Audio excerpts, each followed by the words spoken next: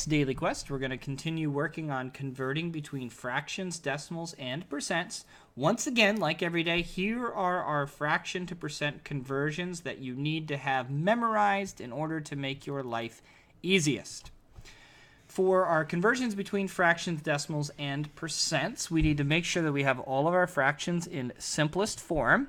Lucky for us, 1 and 1/2 is already in simplest form, and 1/2 is one of the percentages we're supposed to have memorized. That is 50%. So this would be over 100%, so 150%. As a decimal, that would make this 1 and 50 hundredths, or you could write this as 1 and 5/10, because the 0 behind in the hundredths place doesn't change the value of the number. For our next one, we have 35 hundredths. We know that 35 hundredths should be the same as 35%, because percent means per hundred. And our fraction is then 35 hundredths. To convert this to simplest form, we're going to divide both of these numbers by 7. Or, no, 5, sorry. Not 7, 5. I'm like a step ahead here. And 35 divided by 5 is 7. That's where I got that number. And 100 divided by 5 is 20. So our next problem, 125% is the same as 1 and 25 hundredths.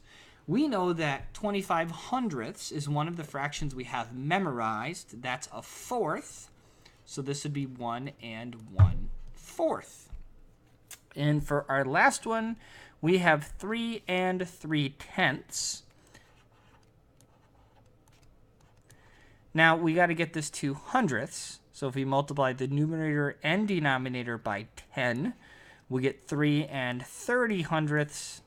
Therefore, we have 330%.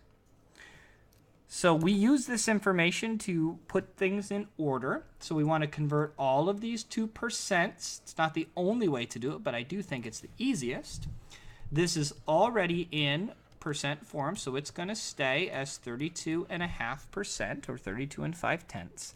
Now for 625 thousandths, we know that the decimal point of the percent is going to go here, because this is the hundredths place. So that gives us 62.5%. 2/3 is twice of 1/3, and we know that 1/3 is about 33%. So 2/3 is about 66, or rounding up to 67%. And then finally, 2 and 5/10 would be the same as 2 and 50 hundredths, or 250%. So to write these in order from smallest to greatest, smallest would be our 32.5%. Our next smallest is right here, our 62.5% as the decimal. That was 625 thousandths. Next largest was actually the 67%, so that's 2/3. And then finally our 2 and 5/10. So this one was actually written in order from smallest to greatest already for us. That was kind of lucky. Let's move on to our story problems.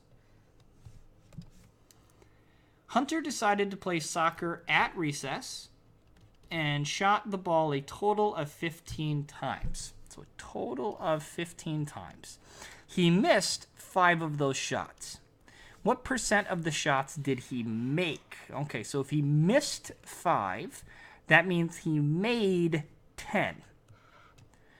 And if he shot the ball a total of 15 times, that gives us our fraction 10 out of 15. Now, this can't be converted to hundredths pretty naturally, but if we divided both of these numbers by 5, we create 2/3, which when we divide 2 divided by 3, or we remember that this is one of the fractions we're supposed to have memorized, we end up getting 6 repeating through. So if we round to the hundredths place, this rounds up to about 67%. That's why 1/3 is 33% rounded down, and 2/3 is 67% rounded up. So Hunter made, now we rounded, so we're going to say about 67% of the shots. Good job, Hunter. Next problem. Colby recently did a test and got 90% of the questions correct. Well done, Colby. If there are 30 questions, how many did he get right? So this one's a little bit different. For this one, we have 30 questions, and we're trying to figure out what the numerator is so that our answer is 90%. So this one's a little bit different, working backwards. Now, you could guess and check. We could just pick numbers, put them in the numerator, and find the answer that way. That would work. The other way to think of it is if I think about groups of 10, 3 groups of 10 would be equal to 30. So if I think about each group of 10, I want to get 90% of each group correct. Well, 90% with the 10 being the denominator would be 9 out of 10.